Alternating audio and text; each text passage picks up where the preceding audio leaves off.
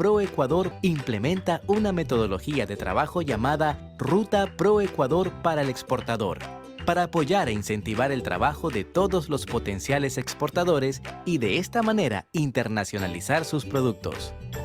Si posees un producto o un servicio y quieres saber si es apto para exportar, necesitarás iniciar en la etapa de orientación y asesoría, donde aprenderás cómo se desarrollan los procesos de exportación y conocerás las restricciones en los mercados internacionales. También tendrás acceso a talleres introductorios al comercio exterior, guías informativas, boletines de mercado y mucha información que te ayudará en el proceso para ser un exportador. En la siguiente fase de la ruta, recibirás la visita de nuestros especialistas, quienes evaluarán tu verdadero potencial de exportación para luego de esto acceder a la etapa de formación y asistencia técnica, donde ofrecemos capacitaciones especializadas y te vinculamos a proyectos como rediseño de producto acorde al mercado de destino, tu tienda virtual, coaching al exportador y diseño de empaques, herramientas que te ayudarán a consolidarte como exportador, incrementando la aceptación de tus productos, promoviendo así la cultura exportadora. Si ya estás listo para exportar o exportas, pero quieres conocer nuevas estrategias para diversificar, No hay sonido y no se ve la el video. fase de promoción comercial te ofrece la posibilidad de mostrar tus productos internacionalmente a potenciales compradores mediante la participación en ruedas de negocios, misiones comerciales y ferias internacionales, contando permanentemente con la asistencia de nuestros especialistas sectoriales y red de oficinas comerciales distribuidas de manera estratégica alrededor de todo el mundo. Queremos que tus productos lleguen lejos. No esperes más.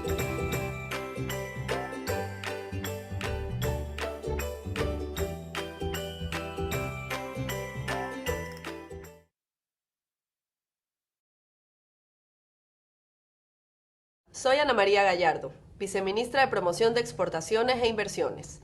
Desde ProEcuador, nuestro principal objetivo es fomentar las exportaciones que nos permiten posicionar más Ecuador en el mundo.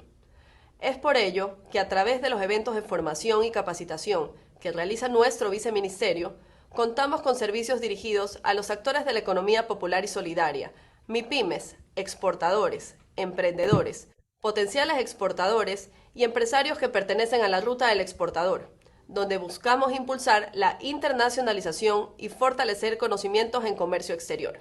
Los invito a continuar participando de estos espacios, cuyo principal objetivo es fomentar la cultura exportadora en el país, para llegar a más mercados con nuestra oferta exportable. Bienvenidos.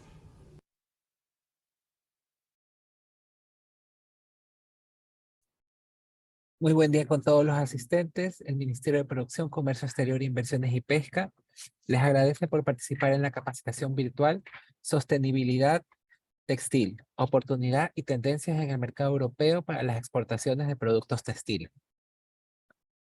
Este evento es coordinado y organizado a través de la Dirección de Balcón de Servicio al Exportador y la Oficina Comercial del Ecuador en Países Bajos. El objetivo del evento es dar a conocer a los empresarios sobre las oportunidades comerciales que el sector textil ecuatoriano tiene en el mercado neerlandés y europeo, siguiendo las nuevas tendencias de economía circular y sostenible. Se revisarán los requisitos establecidos por la industria neerlandesa y los que solicitan los clientes. En el evento intervendrá Leontine Bajenan, consultora creativa. Información a tomar en consideración. Es importante recordar que puedan realizar sus preguntas a través del chat a medida que avance el evento y 15 minutos antes que finalice el webinar se darán respuesta a las inquietudes más relevantes. Solo estarán activos los micrófonos para los organizadores, coorganizadores o panelistas. Se recuerda que la presentación, audio, video, encuestas y datos de este expositor serán remitidos por correo electrónico 10 días hábiles posteriores a la ejecución de esta capacitación, los mismos que tendrán 7 días para el descargo. De parte de este ministerio esperamos que el evento sea un éxito y de su total agrado. Doy paso a Andrea Montoya, consejera comercial del Ecuador en Países Bajos, quien dará inicio a la capacitación virtual Sostenibilidad Textil, Oportunidades y Tendencias en el mercado europeo para la exportación de productos textiles. Bienvenida, Andrea. Gracias, Cristian, y gracias a todo el equipo en Ecuador. Buenos días con todos los empresarios que están participando. Para mí es un placer poder gestionar y apoyar ese tipo de talleres y capacitaciones con el fin de dar toda la información al sector exportador textilero, sector que tiene un espacio muy grande en mi corazón.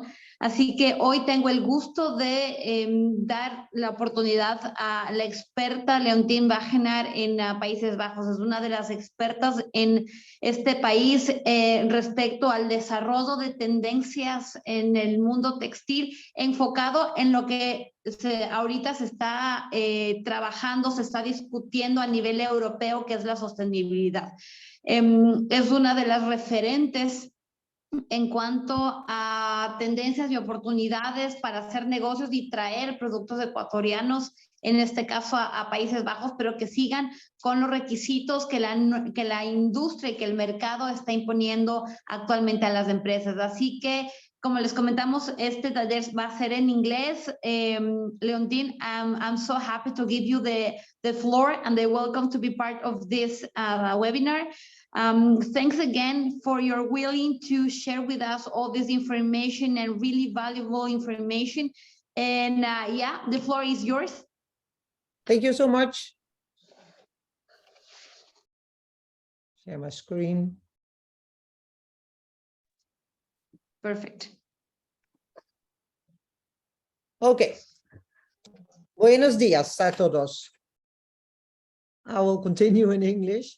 I'm going to explain you and learn you a bit more about garment exports and trends and opportunities in the Netherlands and in Europe.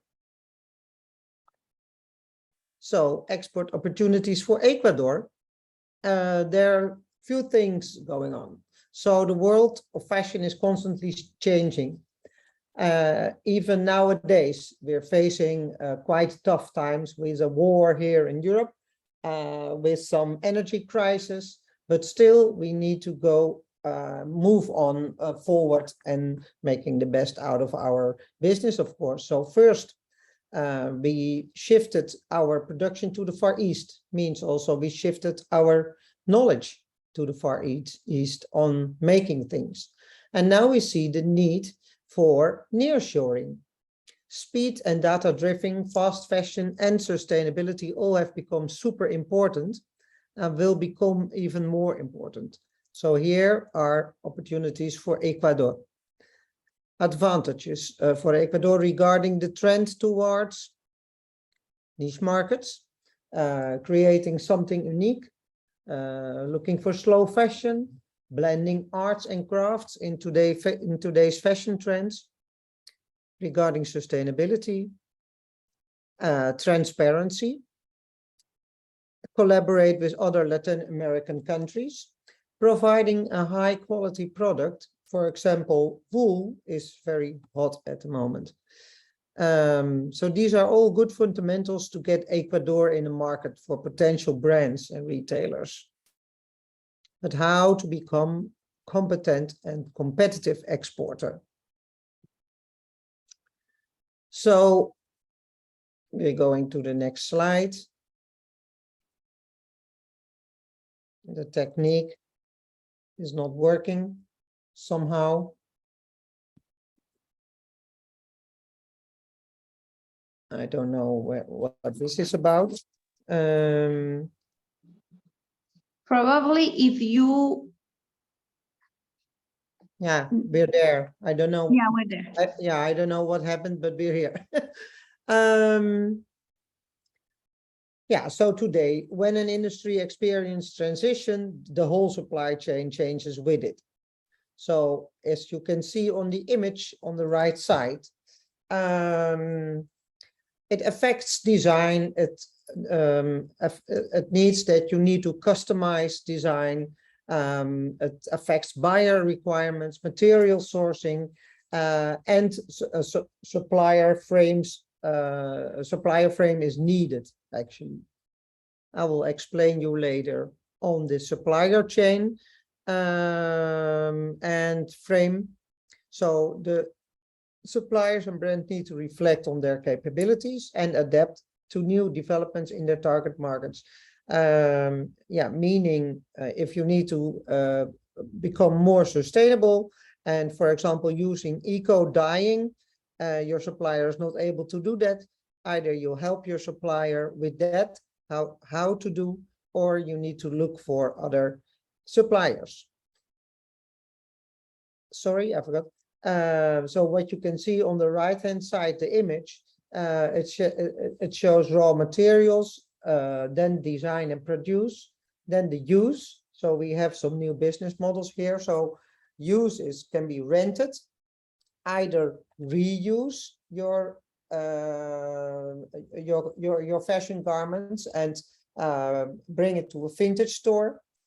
Offering a repair service has become quite common already. Redesign your design, so as in upcycling, so you redesign an existing garment towards something new, or you resell on either in a vintage platform, either in physical store. So the history, some facts. So with outsourcing of production to Asia, Western buyers and their governments lost insight and control over the circumstances in which apparel and textiles are made. So in this period, the OECD, the Organization for Economic Cooperation and Development, introduced its guidelines for multinational enterprises. The Organization for Economic Cooperation and Development is an international organization that works to build better policies for better lives. The goal is to shape policies that foster prosperity, equality, opportunity, and well-being for all. So they draw on 60 years of experience and insights to better prepare the world of tomorrow. You will receive this presentation afterwards, so you can check out the links as well.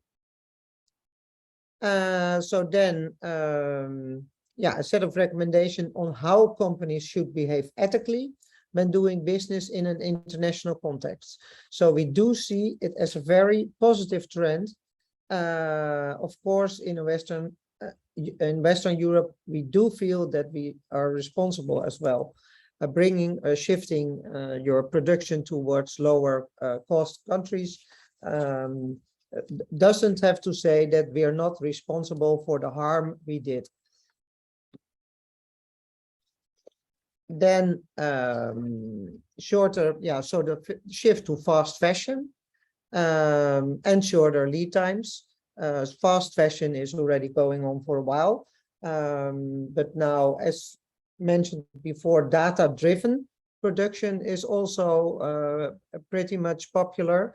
There is a need for nearshoring, because if you produce, for example, as a European brand in China or in India or Bangladesh, then you need to ship the garments, and it takes you much longer lead times than producing in countries more nearby, like Italy, Turkey, Morocco, as well, and other markets close to Europe.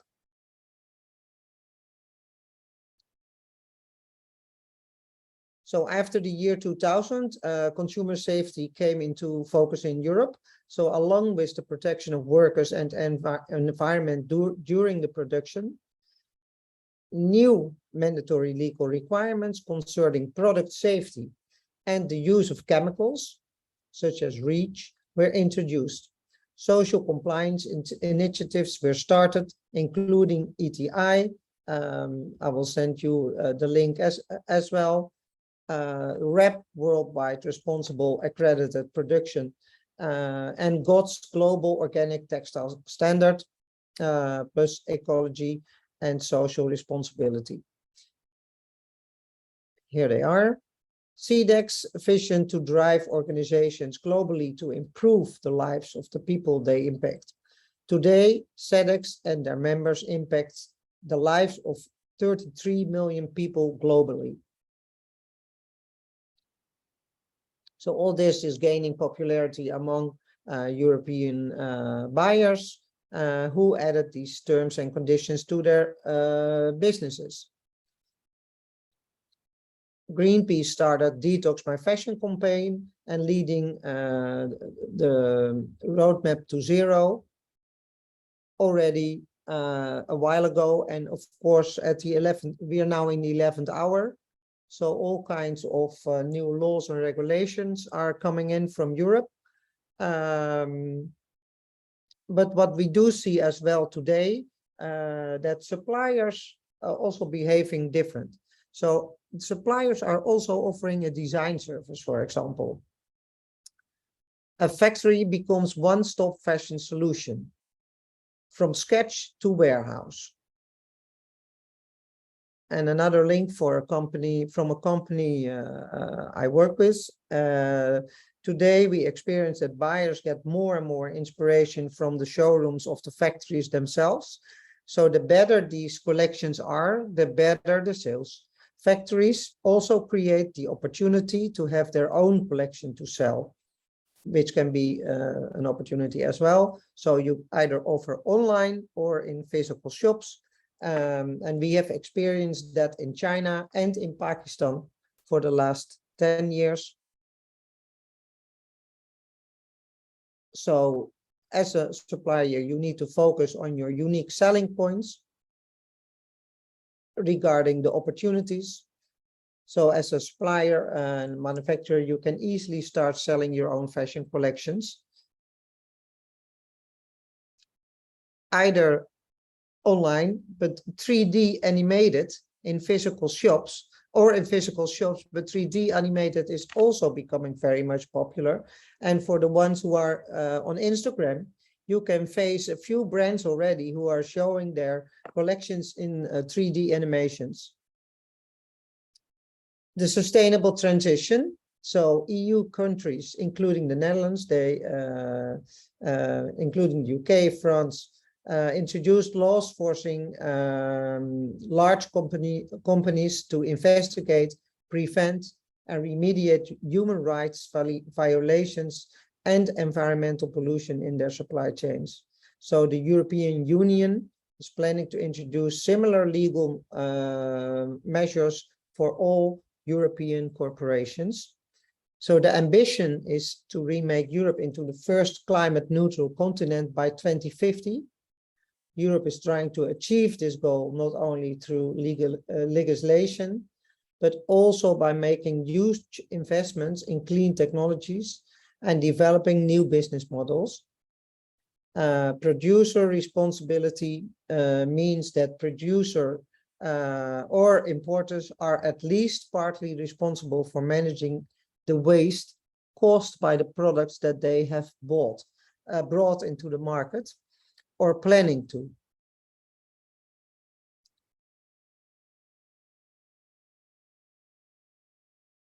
The sustainable transition can also be like here the brand Stella McCartney, who is already working with her sustainable conditions almost since the beginning. She is making new clothes by liquefying old ones, which we could see in the business model cycle in the second slide.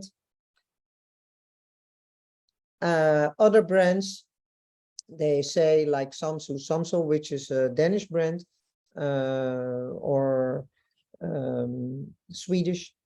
They say on their tag, this item is made to be resold. It means that you design for longevity. The quality of your garment you create must be a high quality garment, so that if you don't want to wear it yourself anymore, you can bring it to a vintage store or to a vintage platform. So concrete legal measures to help formalize the sustainable transition should be expected from 2021 and onwards.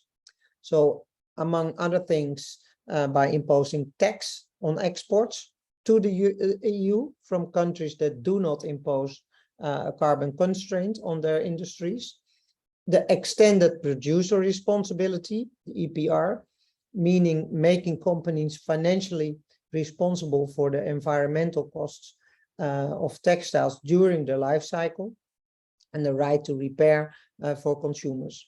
And the extended producer responsibility means that producers and importers are at least partly responsibility for managing the waste caused by the products they have brought onto the market, and also responsible for the recycling of the product.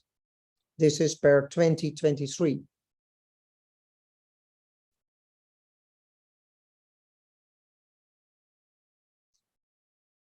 So the change can also be an opportunity. Yeah? So we can offer know-how and guidance, by the way, to make this your sustainable transition.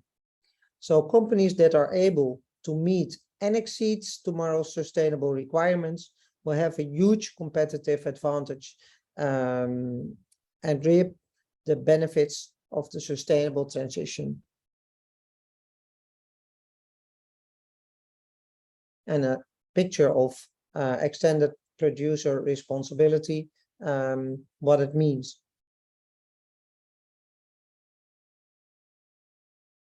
The digitization. So first, we're starting with the digitization of design. So working with 3D design programs gives a much more clear image of a product before it's produced. But that also required a different skill. So you need to collaborate with your pattern maker, your paper pattern makers, or as a designer, you need at least to be more technical, because yeah, you need to be very neat in how to enter all these data in your software. So the benefit, so it gets faster to get a clear image. Sorry, it increases accuracy, shorten your calendar, and expand your design capability. This picture is about yeah, showing actually a buyer the digital product first. So this 3D model gives another yeah, really much more clear impression of how the actual garment should look like, instead of a two-dimensional drawing. And it will be also, you can also work with different fitting bodies. So virtual fitting is a better option because of the consistency of the fitting body. But at the other hand, it can also help with a faster sampling process, less samples, and reduce your development costs and reduce your marketing and photo shoot costs by making animations, like I mentioned. It's a photo from a digital showroom from PVH, which is the mother company of Tommy Hilfiger, Calvin Klein, and Izod. So they work with digital showrooms worldwide, and 70% of their total collection is sold digitally. So they're even not sampling that. So the quick win is less samples. You can start pre-sale as well, what you see now more and more, like as in made to order, based on the likes, or you can even pre-order and you will receive your shoes or garment a few weeks after ordering. So the trend was first, I want to buy it online and I want it now. And now, because we are more aware of working in a more sustainable way, this pre-order business model is also gaining more popularity, as you will have less stock or leftovers in the end. You can just produce what is sold. Data-driven production. So a relatively new aspect in our industry, which requires shorter lead times. So, for example, the 3D design software and the animated designs on the bodies, which we saw on the previous page, yeah, can show you more quick how a collection should look like. And that is will benefit this data-driven production. Data-driven production means that if you sell something online in your web shop and something is really selling very well, that you can easily repeat the garment or the fashion style very quick, and then you can even produce it more nearby. The cost will be a bit higher, of course, if you produce more nearby, but the chance that you will sell it out is it's much higher, so that you won't be left with a lot of stock.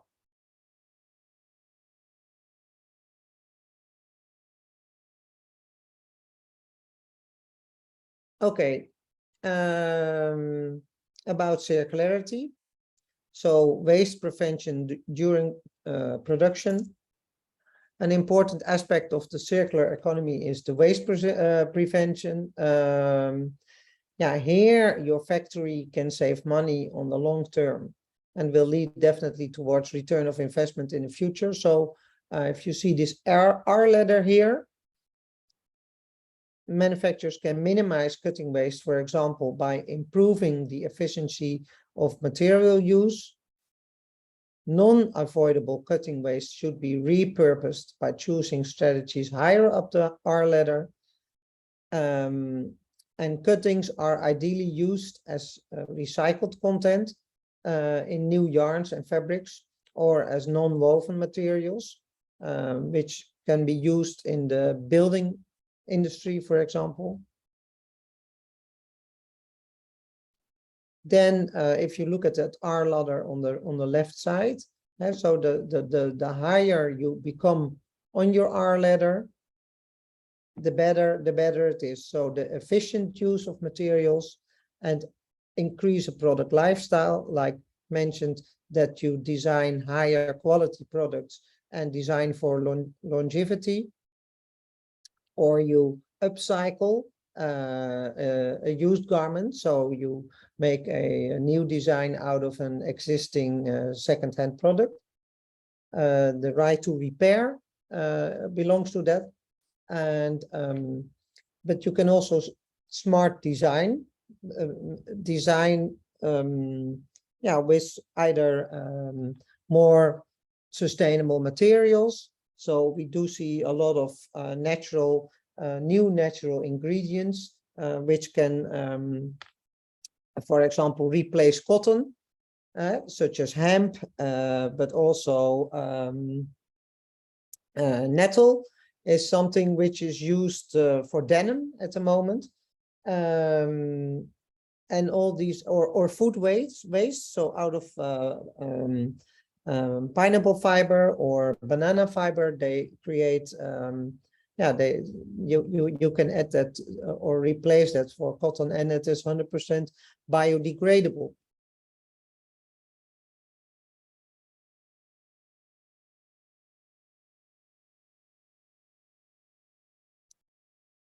About transparency, so the consumer demands for sustainability, but also for transparency. Yeah, perhaps you have noticed that in the food industry that's already going on. So we want to know where the banana comes from and where the banana is picked, and under what conditions that happened. But for example, also with wool, if you make your supply chain 100% transparent, you can see, for example, how quick the sheep shearer is raising the sheep. If they are doing that very quick, most likely the sheep will be harmed, and then, which is of course yeah, not good for the animal welfare. And all these kind of things, they are really yeah, becoming more and more popular, and the end consumer is really becoming much more aware of this environmental, but also social conditions of how a product is made. The outdoor brand Patagonia, you can check their website, refers in their web shop to the garment factory and the fabric mill, including the address. Another example is the Turkish denim manufacturer Orta. They provide a great example to serve buyers with the traceability information. So they have a supplier map detailing the regions from which it sources materials, dyes, and chemicals, a life cycle assessment tool, an LCA, and an app that shows buyers the environmental impact. So here the link to check that manufacturer as well. And these are successful investments in line with today's requirements.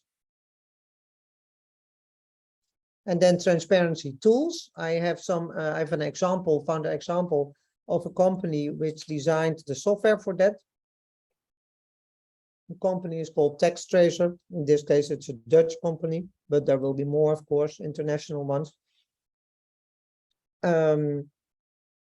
So from like said, all your partners involved in the supply chains need to be part of this software.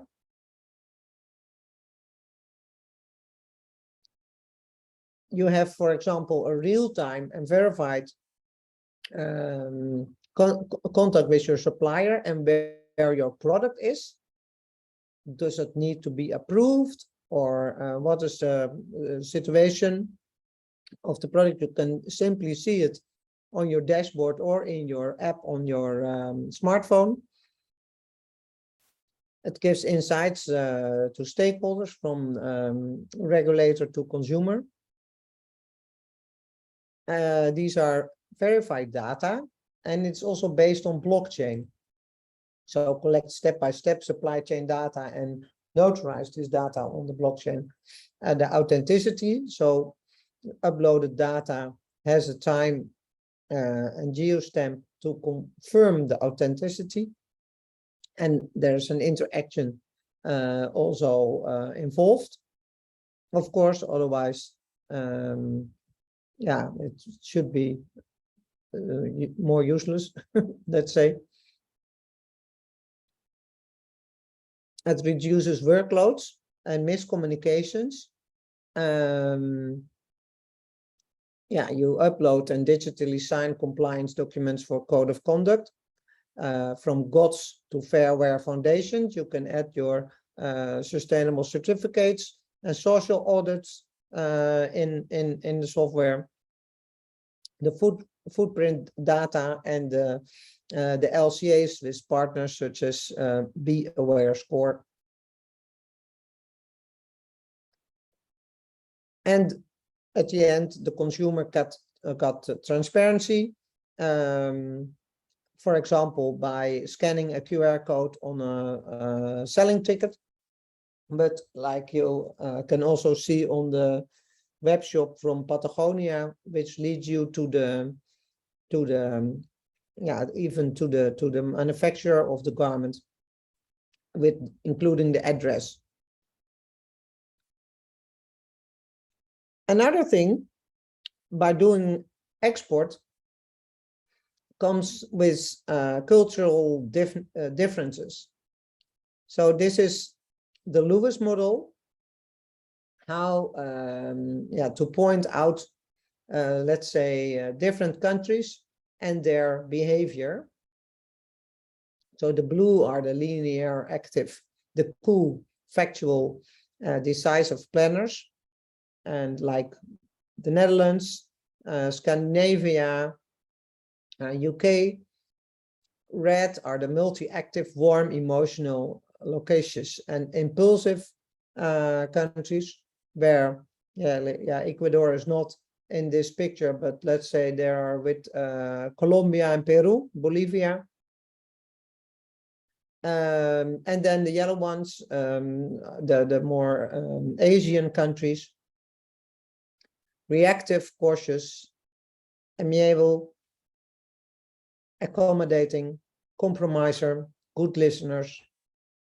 So all these differences can also, they play a role when you start doing businesses with another country. And this is a bit of funny picture about cultural differences. In heaven is when the police are British, mechanics German, the chefs French, and the lovers Italian, and it's all organized by the Swiss. Hell is where the police are German, the mechanics French, the chefs British, the lovers Swiss, and it's all organized by the Italians. And then where are the Netherlands? Some way, somehow, we're open, direct, unpolished, informal. Sometimes we're arrogant or very much assertive. Consensus based, authority is not easily accepted, frugal and stingy. A deal is a deal. Focus on rules and tasks, and functional and useful. And Asians are more about group harmony, face respect for seniority. Inside is different from outside, so they don't show their emotions so much. They are perfectionists. Avoidance of conflict, traditional, very much hierarchic, and let's say much more formal than how the Dutch are.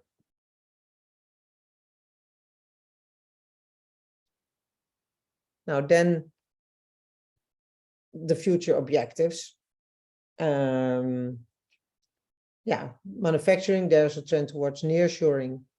So prepare your industry on other USPs, as Latin America is not very near Europe. So for example, you can offer design service, you can offer high quality products and a transparent supply chain. And some way, somehow, at least you will become a responsible partner, and European buyers will be very interested in doing businesses.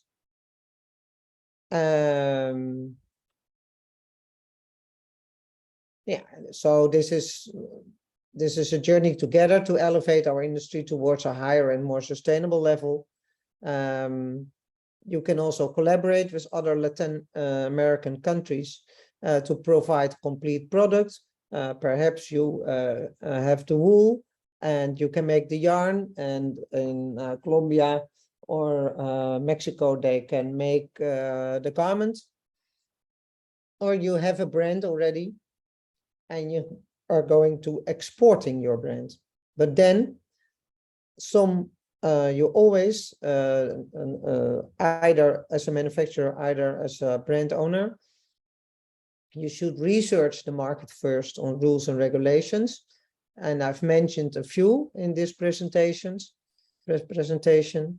You benchmark your brand or your product compared to others here in Europe, but also in the rest of the world.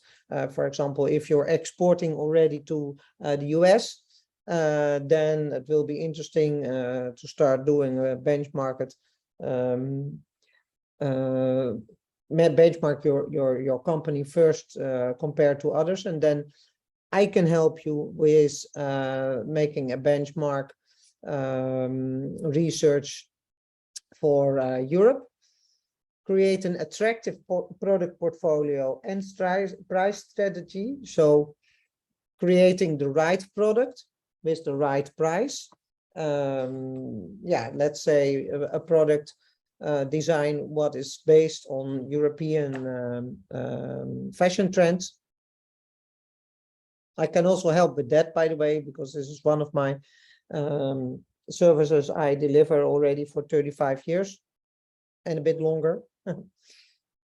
But it's also interesting you can start doing things online, but you can also bring a visit to Europe. So we can also organize a field trip, and I can accompany you with that. We visiting some capital cities, and yeah, to explore the market, get to know the let's say the local retail landscapes online and also physically, and meeting with sector organizations, for example, and your local embassies. And yeah, so that's one of the things which can be in the next phase. And another thing, what can be next, is that I offer you a trend presentation on European fashion trends for next fall winter 2023-24. It can also help a bit with the brand development to make your company ready for export and dealing with transparent supply chain, assisting by making your brand or organization fit for the future based on the current rules and regulations and trends on innovation and sustainability. Define an attractive product portfolio focused on the EU to provide affordable collection design, for example, and market intelligence, specifically for the focused on the target export market, and training and workshops for your designers, or training and workshop for your brand, or if you are a manufacturer, in relations to the trend in Europe. So that can be online and in-house, and also about improve efficiency if that is needed in your factory or organization. And with the marketing of potential supply chain to international buyers and retailers. So linking to our network and industry player we work with. That was it. And if there are any questions, feel free. I'm here to. It will be my pleasure to answer that. Thank you very much, Leontín. That was really interesting. Y más o menos la idea de este taller es, como al final les comentaba Leontín, la posibilidad de generar proyectos adicionales a este seminario. La idea es con este seminario sea el inicio de conocer un poco más sobre las oportunidades en toda esta tendencia sostenible que tenemos en Europa, y ver cómo el siguiente paso puede ser generar proyectos para hacer una búsqueda de mercados, para explorar más detalladamente los productos que cada una de sus empresas tienen, qué potencial que tenemos que mejorar, cómo podemos hacer para que pueda ingresar en el mercado europeo. Y el sueño tanto de Leontín y mío es poder tener una tienda online donde podamos encontrar los productos ecuatorianos, esos productos con valor agregado que pueden ser interesantes y cumplen con todos los requisitos de la industria local. Si tienen alguna duda, alguna inquietud, nos la comentan tal vez para conversarla con Leontín. I don't see anything for now.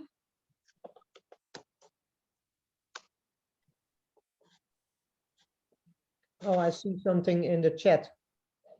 Let me check, because I don't see it.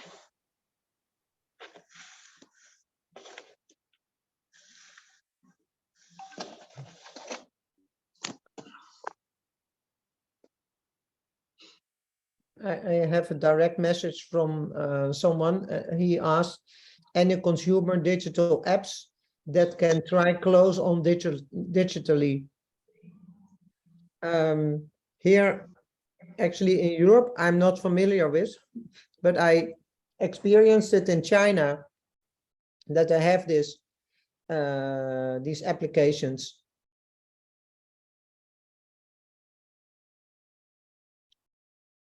I think we should ask this to a sector organization. I know a lot, but I'm not knowing everything. Marco Montero. Chicos, es que le podemos ayudar a Marco con el micrófono porque tiene una pregunta. Hasta que le conecten el micrófono a Marco, quería comentarles que la tendencia que hablaba Leontín de ventas en social media es una de las más grandes que ya venía antes de la pandemia, pero con este tema de la pandemia, muchas de las marcas han estado desarrollando sus negocios por venta en redes sociales, sobre todo de Instagram. Entonces, hay nuevos productos. El que primero que se me viene a la cabeza es de Tropic Field. Son unos zapatos que son hechos con material plástico, botellas recicladas, y toda la promoción y la venta se la hace por medio de plataformas como Instagram. Entonces, ese es un ejemplo de más o menos cómo están manejando aquí en Europa la comercialización de estos productos que tienen todo este concepto sostenible. Marco. Sí, muy buenos días con todos. No sé si me escuchan. Perfecto. ¿Sí me escuchan? Sí. Ya, muchas gracias. Mire, primero pedirles disculpas por cuestiones de trabajo. Llegué con unos 20 minutos tarde a la conferencia. De todas maneras, no sé si me desactualicé en algunos puntos, pero bueno, en síntesis, la pregunta es de si antes ya han hecho algún estudio de mercado sobre artesanías de lana en Europa. Les comento así rapidito, nosotros somos una fábrica con 45 años de experiencia en lo que es fibras naturales, hilos de fibras naturales y específicamente en lo que es artesanías. Entonces, de hecho, lo último que comentó usted era el hecho de hacer una página web para tener una tienda online, que me parecería muy, muy importante, que sería una manera de ya, llegando a la práctica, iniciar con la exhibición de los productos hacia el mundo, ¿no? Que es como dicen los colombianos, valga la comparación, producto que no se exhibe no se vende. Y eso es una gran realidad. Esa es mi consulta. Gracias. His question was regarding if we have a business report regarding garments here in the Netherlands. And I will answer this in Spanish from the Ecuadorian Trade Office point of view. No tenemos como tal un estudio de mercado respecto a productos de lana. Hemos tenido consultas súper puntuales sobre el potencial y sobre el tema de precios, de cómo es la dinámica neerlandesa, pero no hemos tenido un producto puntual, pero me parecería interesante poder gestionarlo también con balcón de servicios para que esto se pueda levantar y a su vez sea parte de la planificación del próximo año poder hacer un estudio totalmente enfocado en los productos de lana, pero siguiendo toda este requisito y estas tendencias sostenibles. Así que lo vamos a dejar anotado, Marco. Muchas gracias por su consulta.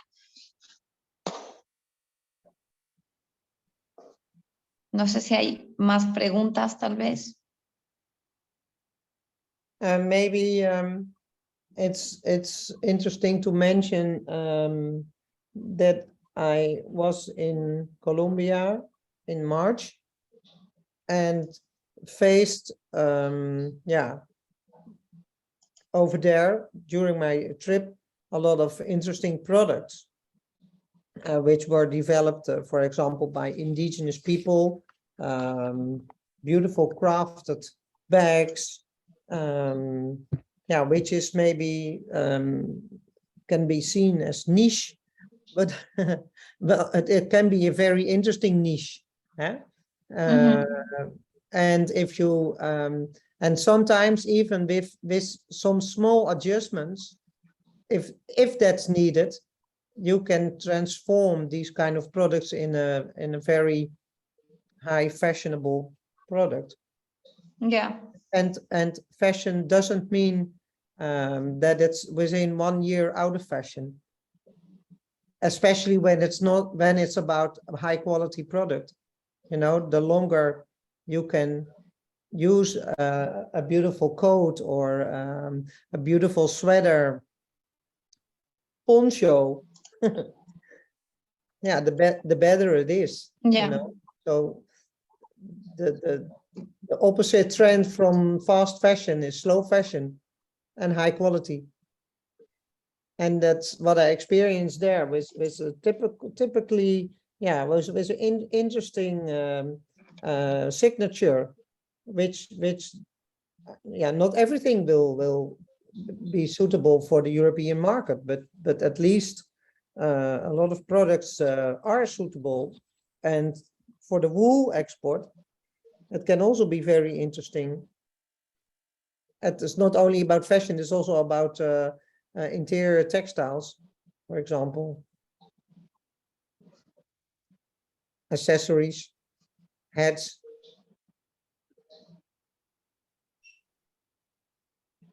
Exactly. I don't know if tenemos alguna otra pregunta, algún comentario, duda. Como les comentaba, la idea de esto es con este taller dar el primer paso a la generación de un proyecto que lo haríamos con Leontil para hacer de manera mucho más puntual un research de qué productos nosotros tenemos que podrían estar encajando en el mercado europeo.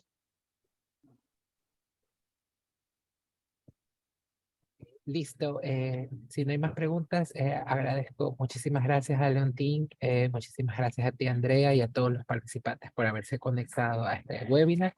Les indico una vez más y se les recuerda que la presentación, audio, video, encuestas y datos del expositor de este evento serán remitidos por correo electrónico 10 días hábiles posteriores a la ejecución de esta capacitación. Los mismos que tendrán 7 días para el descargo. No sé si quiera despedirse, Andrea, Leontín. Sí, muchísimas gracias una vez más por la confianza en ProEcuador y por haberse conectado a este taller. Espero seguir haciendo talleres así enfocados para el sector y cualquier duda que tengan, cualquier pregunta, por favor, con toda la confianza nos la comentan. Thanks, Leontín, again for your time, for your willing and